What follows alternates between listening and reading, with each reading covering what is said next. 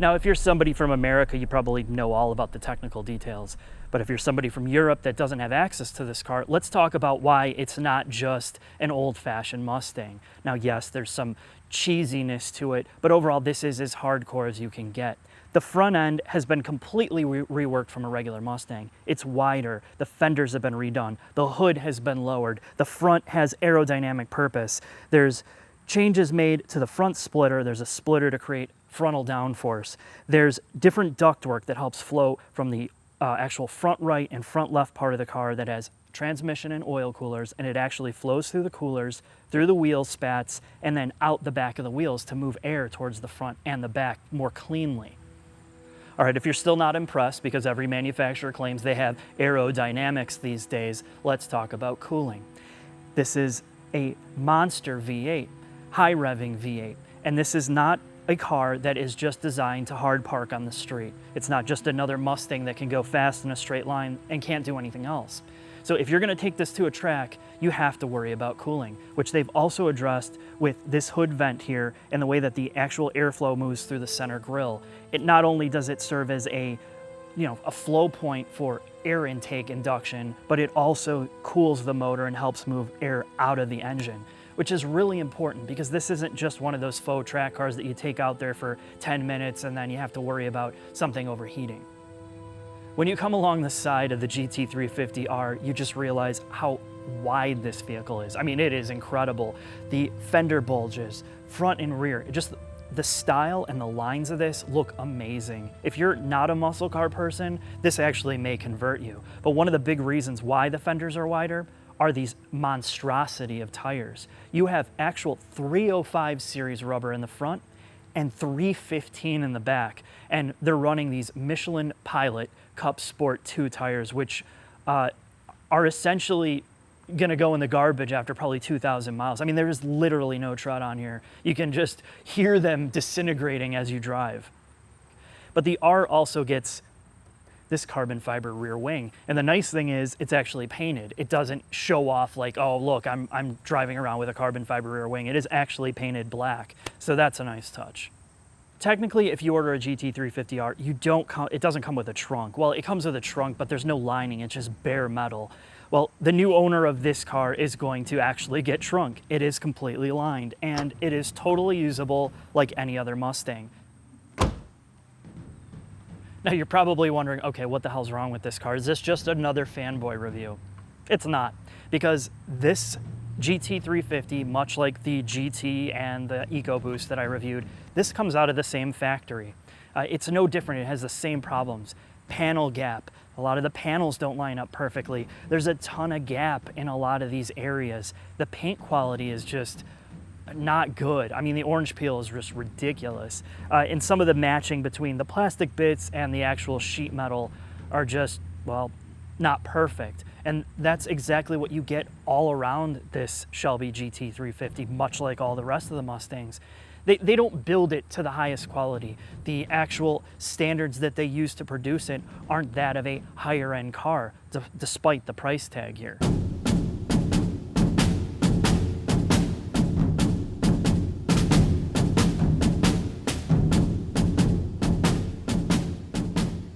Huh? I think you said this pile has magnetic suspension. It's magnetic, yeah.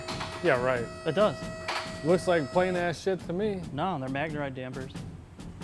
So before we get into any more dialogue about the pros and cons of this, let's talk about the GT350R specifically, okay? Tell me about it. This actual vehicle was designed in a wind tunnel, the aerodynamics.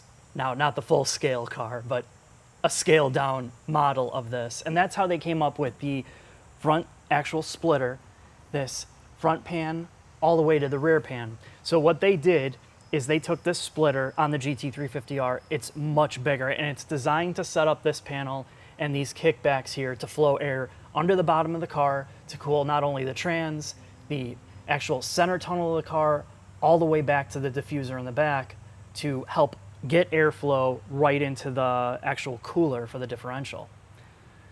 The other part of cooling that's super important with this car, and I'm sure the first gen owners or the first model year owners found this out right away. If they didn't have a track pack, they had problems with trans heat. So this car comes with a trans cooler and an engine oil cooler in the front left and the front right. The other part of that is there are brake ducts in the front and left and right that help to move airflow into these monstrous Brembo brakes. And that air actually does cool it, and part of this Aero panel also has kick-ups here to blow air directly onto the brakes. So they really did think about this. It wasn't just some panel they threw on here to smooth out just airflow. It's Just some little spat that hangs down and yeah, right. shoots Just air. just a little piece of plastic that shoots like a little air duster can of air on it. There's vents that come out of the actual wheel wells in the front from the engine oil cooler and trans cooler. That air blows specifically down, and these coolers for the brakes actually help to move the air through the back spats behind the wheels. And these back actual vents go out the side of the car to dissipate heat and smooth airflow out. So this is actually really cool for a production car. There was a lot of thought given to this for something you wouldn't typically think about in an American kind of mass-produced sports car. They did a really good job on it. Your actual brakes, again, are massive. Single piece Brembo brakes, 15.5-inch rotors that are actually a two-piece design, although it's a faux two-piece because you can't remove the hats from the rotors. You have to buy the whole thing. But they are technically a two-piece because the hat is aluminum and it's pinned to the actual... pins, It's pinned in there. So the brake rotors are directional vanes like a high-performance disc should be, so they, you can't just swap rotors back and forth. They are per wheel. The actual front hubs on this car are all aluminum, which is different from the regular Mustang. And they chose these upgraded aluminum hubs not only because of the size of the brakes and the wheels, it's to help with steering feel. You have dual ball joints on the bottom half of the actual hub. Again, this is for steering feel stability and to control the load on the wheels, or actually on the suspension and the hubs. And it also has upgraded wheel bearings in the front, and that's totally different from the regular Mustang. So that's a lot, actually, just in the front half of this car, and we're not even done yet. No. No, let's get to one of the things you noticed right away. The plastic drain plug? Yeah. The plastic oil pan? The plastic composite. No, they call it composite, which could mean anything. This oil pan is a first for them. It includes a baffle and a different pickup all in this pan, so they didn't have to separate the two. And this was designed for high G-force, which also adds extra 2 quarts of oil for the motor. So What it's, did you say, 10.5 quarts? yeah, it's like something like 10.5 quarts. So it's A 5W50? 550, and they actually gave this the correct oil weight over the GT, which runs a pathetic 520, which is going to turn into diarrhea water if at 5 minutes on a track. So this actually has the correct oil weight for this car, and heat is not an issue with the oil cooler. Although I probably would take out the Motorcraft oil and put some serious synthetic fluid in here if you're tracking it, just to be safe. But that's just another part of this. The trans is totally different from the GT. This is a Tremec unit, not the cheap crap they put in the GT that feels like it's going to fall apart after 30,000 miles. This is supposed to be a lot more durable, and you can tell by the shifter feel. It's Well, yeah, I saw it has 6 gears, and then it has 1 race gear. the race Is gear's that how neutral. it works? It's CVT for race mode? Yeah, it's a CVT. It has a CVT built into this, so you can just go into pure motorsports mode. I was hoping to see a carbon fiber drive shaft. No, there's no carbon fiber drive shaft. And let's knock this out right now. When I was at that GT350 event, I looked at this car front and back, and I drove it, and I thought, they could have done so much more here. Why isn't there more aluminum? Why is, like you said, a carbon fiber drive shaft? Why isn't there more attempts at dropping weight in this chassis aside from adding, $20,000 wheels? Right. Wouldn't that make more sense? And then you drive this thing and you realize the price point. If you could get this car for sticker, the regular GT350, it's $65,000, and it's a really compelling package for that. If you were to add all aluminum chassis, aluminum body panels, forged aluminum control arms, and all this stuff, you're looking at over a $100,000 car easily. And that becomes out of the reach of your normal human being that actually works a pretty middle income job or upper middle income. It would make this totally unattainable, and it wouldn't be as cool. All right, let's move to the back. And again, there's some things to go over. Your diffuser is designed it has actual holes to create negative pressure and up kicks to help cool the differential cooler, which is under here. It's just a small, almost looks like a steering tiny cooler. trans cooler. Yeah, it's a very tiny. It does. It looks exactly like a trans cooler. But there is a pump connected to the differential, which moves the oil into it and back into it to cool it, which is critical if you're just pounding around on the track. So they not only designed, a cooling solution, but also an airflow solution to help aid it. And I believe they even stamped the gear ratio on the back, 373. Yep, that's right. I have to look it up. Your rear lower control arms are very similar to the GT Mustang, but they've been modified for this car. For rigidity, for the extra load, again, you have different physical bushings. The sway bar size on this car, front and rear, is the same as the GT350. The R is no different. The only thing really different here in suspension is the GT350R has higher front spring rates by about 80 pounds. So there's a little bit difference there, and I'm not quite sure. It's probably because of the tires, would be my guess. The back, the bumper, this is actually the exit point for all the air. This has dual purposes. It helps to create downforce in the back, cool the back end, and have airflow smoothly out the back in combination with the actual carbon fiber airfoil. These wheels are designed by an Australian company. They made them for Ford. They are full carbon fiber, which most people know, and they geek out over these things because it saves 50 pounds over a regular aluminum wheel for all four. That's a lot for as big as these things are. And they're huge. The negative part about it is it creates this level of phobia because some asshole's going to come up and either key them or try to steal them because they cost so much money. At almost $4,000, near $4,000 a wheel, that is just crazy. Yeah, you would think they would come up with some better lug nut design than something from a Toyota Corolla. Oh my God, those lug nuts are horrible. I don't know who actually thought, let's put these esoteric wheels on this car and then put lug nuts that look like this on here. They're horrible. Be a single nut, 6 lug, 7 lug, all with different keys. Yeah, so the guy who's trying to steal them slits his own throat. He just cut the wheel off instead. But yeah, these wheels and tires are really cool for a production car, but I mean, there are trade-offs. If you're gonna drive this on the street, you have to be super careful because one damaged wheel is really expensive. Can they repair these wheels or you gotta replace it? They have to be replaced because they crack. So the tires are the same story. Now, they are amazing on track, and Ford will claim, and a lot of people say that these Cup 2 tires are your best track day tire that you can dual purpose on the street and track. Well, that I'm sure everybody's going to argue that, or most people are going to argue it. But you get these tires with literally no tread in the center of it. It looks like they've already been cooked, which is probably going to be great in the rain, and I doubt you'll get over 2,000 miles on these. I'd be shocked. 2,000 miles just driving on the street? Well, yeah, street miles, 2,000. I think you can get more than that. Well, what if you just hard park it and drive around the Starbucks drive-through? Mm-hmm. 2,000 miles? Yeah, just drive around the square and have people look at you and rev the motor. How much did you say these tires are? The rear one's 545, 535. Oh my God, where's that from? Tire rack. What's the front? Hold on, let me 535 for the back, 435 for the front. So this is going to be one of your biggest consumable parts of the GT350R is tires. And if you want a spare if they wheel, last 2,000 miles and you do 10,000 miles a year on this car. God. Scott, we finally made it under the hood. Finally. It's been a long time looking at this. There's a lot to talk about.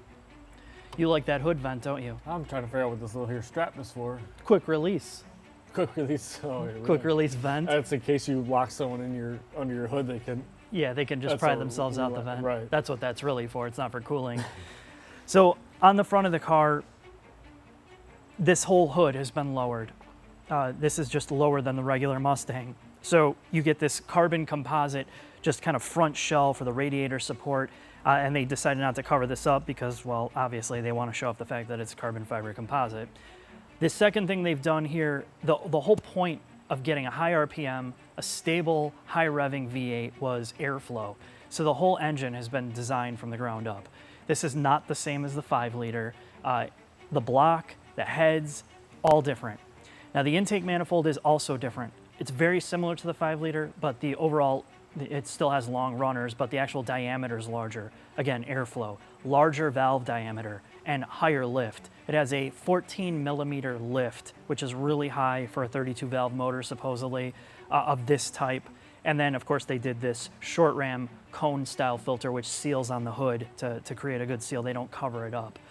So in terms of airflow, they actually use airflow from the front grille, but it's restricted because they found that it creates too much air turbulence. So they use it partly for air intake induction for this filter element, and also to cool the engine bay off, and it moves air through here pretty nicely.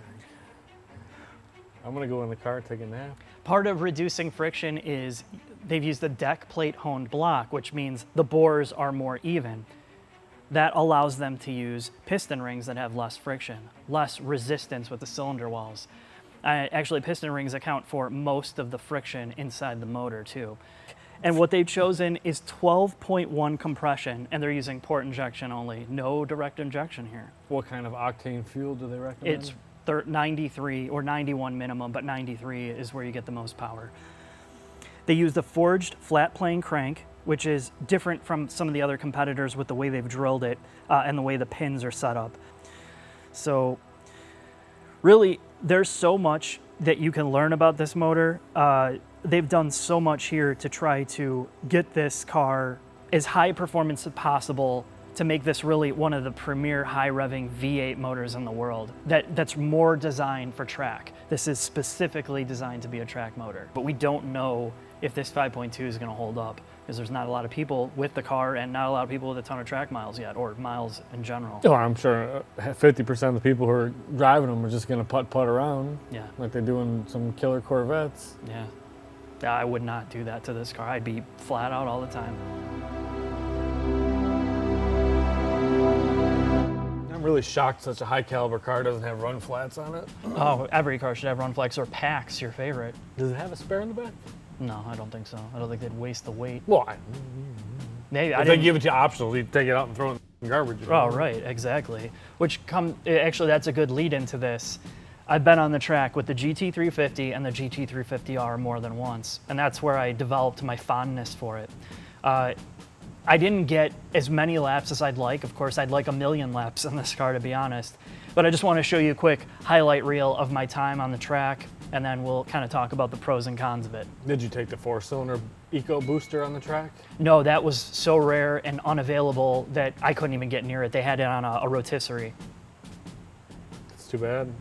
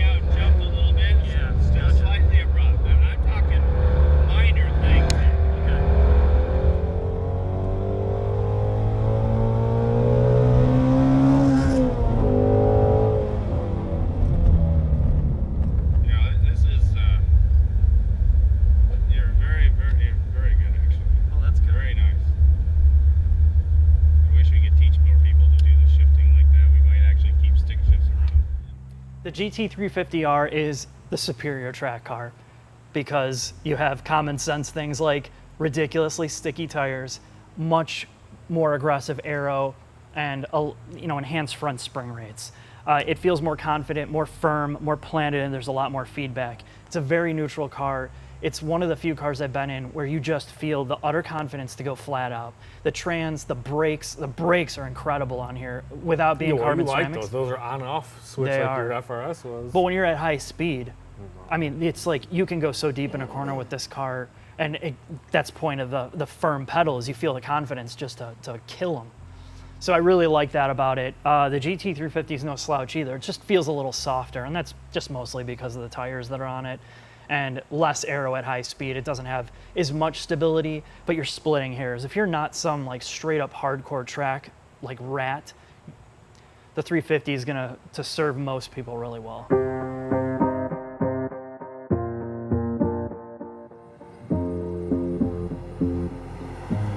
So the first thing I do before starting out in the GT350 is I go to the mode selector here and select sport mode, especially for the street. The only thing that I change is steering mode. I switch back over to comfort. It feels more real, less synthetic, and actually some of the Ford guys confirm that with me on the track especially. It feels more natural. But the shocks go into a sportier damping mode where there's more voltage sent to them. The oil gets thicker, so your damping is more aggressive. Your exhaust tone goes to sport, so it's louder. You're just ready to drive faster on the street.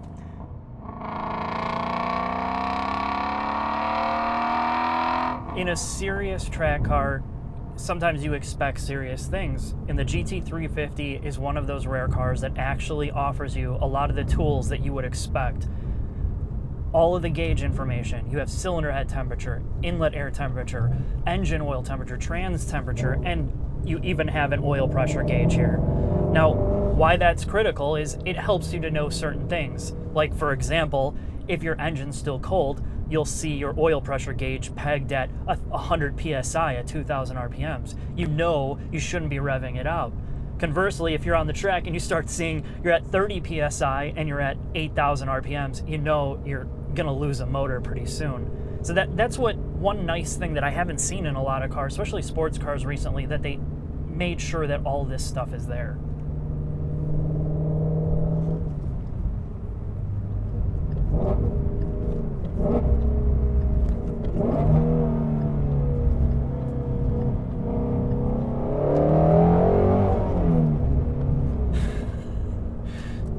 Let's talk about driving this on the street. First and foremost, it is so overkill. I mean, this car has so much capability, and you're probably gonna use 10% of it. Kind of, I guess, like the human brain, right? This car, the first thing you notice, especially with these 305 and 315 tires on it, it tram lines everywhere. As soon as you let go of this steering wheel, you feel it just pulling one direction or another. It follows every nook and cranny on the road. And that's something you typically feel with cars with super sticky tires, but this is taking that to the next level. It's unbelievable how much this car follows pavement imperfections.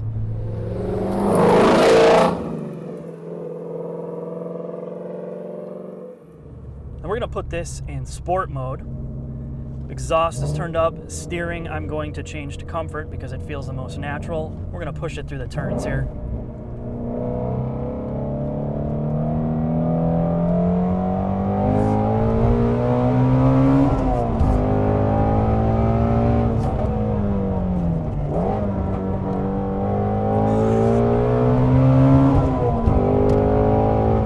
This car is fucking insane. I mean, for the street, it is so overkill. I can't believe it.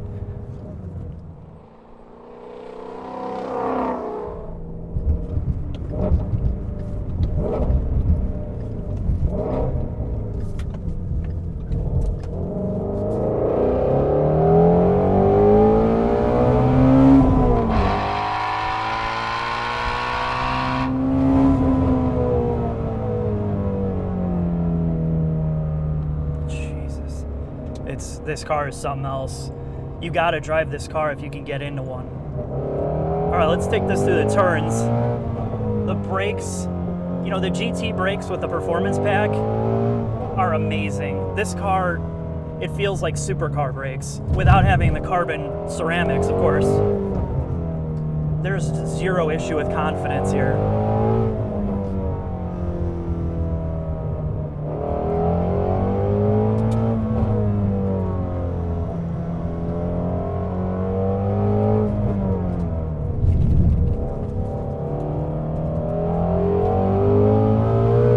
That's what I'm talking about. You can just go foot to the floor. No issues with oversteer. It doesn't understeer. This car is just incredible. I have to say one thing. I've been in a lot of cars recently on track, and the only thing I can compare this to in terms of just tingling your whole body and connecting with all your senses is the Ferrari 458. This car has all those elements. Of course, it doesn't have the chassis, but in terms of feel good, the feel good nature of driving a car, especially on the track, this is it. I wouldn't have any other car at this price point. As we settle down here, one of the big negatives with the GT350R are these tires. You can plan to completely remove them if you're going to ever street drive this car, because I've never been in a vehicle that collects more rocks than this, unless you had actually had R compound on. And for the street, it's horrendous, because I don't know how you're ever going to keep your paint looking well. I've already heard weird noises and creaks and rattles from all the rocks collecting in here, and it's just one of those things you need to be aware of if you're buying this car. Let's talk about the manual transmission in the GT350. This is one of the best manual trans I've been in, actually. The S2000 is top-notch. The BRZ FRS is pretty good if it holds up. Those are really my two favorite gearboxes aside from the ND Miata. This is somewhere in the middle. It feels so confident, it feels so good and so direct. And then the clutch take-up is almost perfect. I've never missed a heel-to-toe downshift. I've never had a problem rev matching, and it's actually one of the best parts of getting inside this car. Somebody might ask, well, how does this compare to the Mustang GT 6-speed? And that feels like absolute garbage compared to this. This is so much better that if I had a GT, I'd be looking up how to swap one of these into that car. Overall, driving the GT350 and the R, I would have to say this is definitely one of my favorite cars I've ever driven. There's no doubt about it.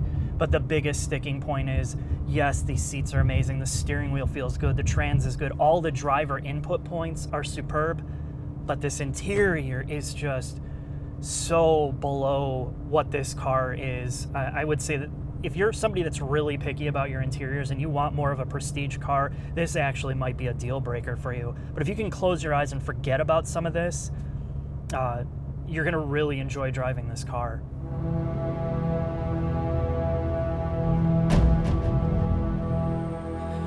The interior of the GT350R. Now let's talk about the differences here between the regular GT350. Well, the first thing you're going to notice is there's no back seat in this car, which is obviously for weight reduction, and it's more purpose-built to be that track car. The next thing is, if you just opt for this as the base model, you get no head unit. You get really no sound system, you get no AC. Now this car, actually, the future owner is going to get the tech pack, which is the actual head unit added back with the new Ford Sync and AC, which makes this more of the streetable GT350R. One of the best things, and probably worst things about this car, depending on who you are these Recaro seats. And it's a combination between cloth and Alcantara. This is about the best balance you can get between a street and a race seat. It is just so damn comfortable. Now, if you are a rap artist and you're toting around the twerk team of women and they have asses that are wider than about 17 or 18 inches, this is gonna be a catastrophically uncomfortable driving experience. Now, if you're tall, it works, but it's just the width and how these bolsters are set up. They are so rigid that it's just not gonna work for some people. The next big change in here is the steering wheel. The bottom portion is flat and it is actually leather wrapped, which is probably where you want to keep your hands if you're daily driving, because the rest of it is Alcantara wrapped with a center leather bead at the top to kind of tell you where center is. If you've never had an Alcantara steering wheel before, first thing you're going to notice when it's new is how amazing it is to hold, until you start using it every day and you sweat through this and it turns into just like somebody ground up Oreos into it. It feels like shit. So if you're using this wheel on the track, it's best used when you're using racing gloves for the most part. The next difference with the R compared to the GT350 is just little details, like your mode selectors on the steering wheel. You have direct access to your damper modes, normal and sport. The next is your steering wheel button that actually changes your steering feel between comfort, normal, and Sport, which is nice to have the direct access there. And then you have your overall mode selector, which is normal, Sport, weather, track, and drag strip. You can change it all from a physical control. Also on this car, you don't have to go menu surfing to quiet your exhaust down. Down here, you actually have a physical toggle for exhaust mode between normal and Sport, or as I call it, piss off all your neighbors mode.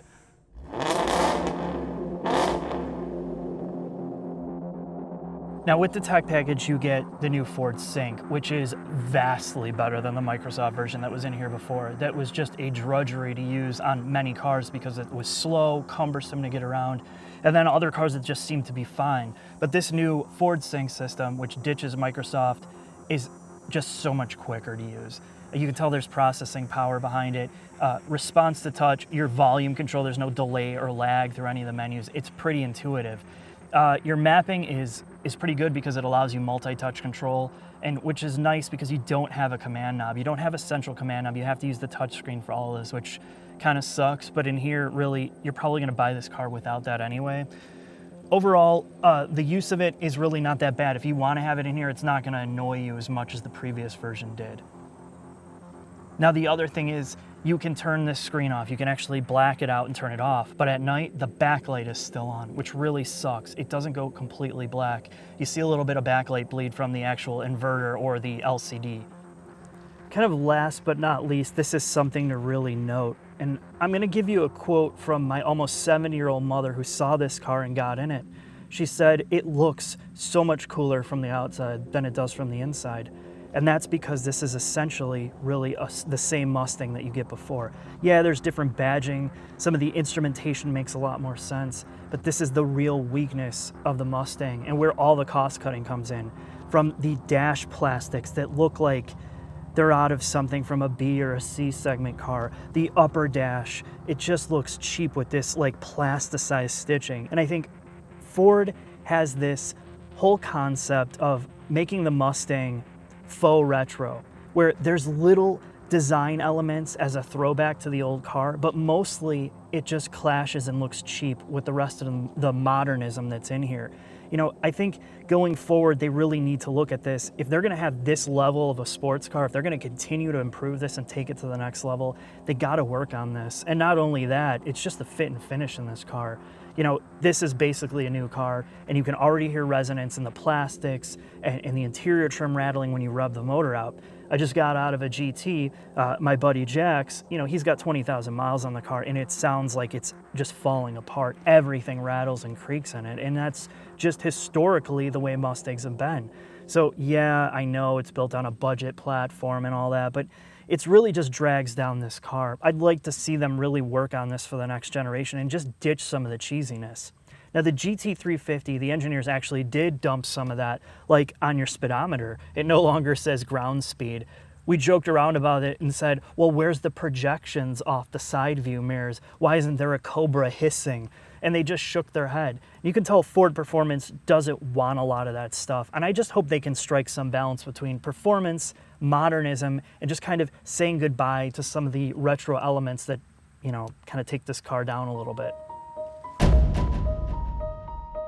So after spending some time on the track, on the street, videoing this, driving it, and experiencing this car, this is one of the best sports cars I've ever been in.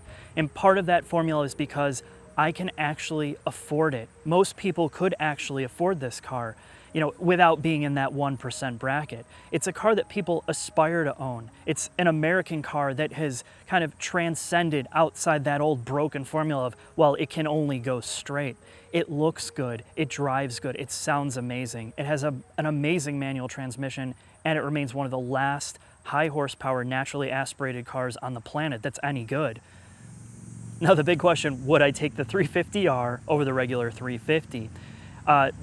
For somebody that does random track days, autocross, and just enjoys driving, I would say that I'd probably take the regular GT350 over this. Now, if you had the money and you wanted the limited edition and the numbered edition car, this might be more for you. But the problem is finding this anywhere close to MSRP. There's some dealers charging upwards of $100,000 for this car, and that is just hogwash.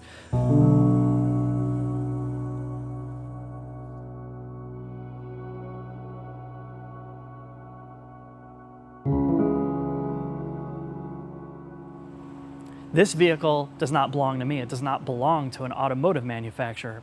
And I don't do fundraising. I don't ask for money on this channel. But this GT350R actually belongs to a local business, a non-for-profit who bought this to do some fundraising for their company. They only employ disabled veterans, people of disabilities, and they're trying to raise money for their company. And it is kind of personal to me because my dad has a service-connected disability from Vietnam. So it kind of makes sense that I have their car, I'm doing a video on it, and I'm gonna post a link for you guys to check out kind of the fundraiser or the raffle webpage. But that's all I'm gonna say about it in this video. Check out the other videos about it, and if you like it, great. If not, no hard feelings.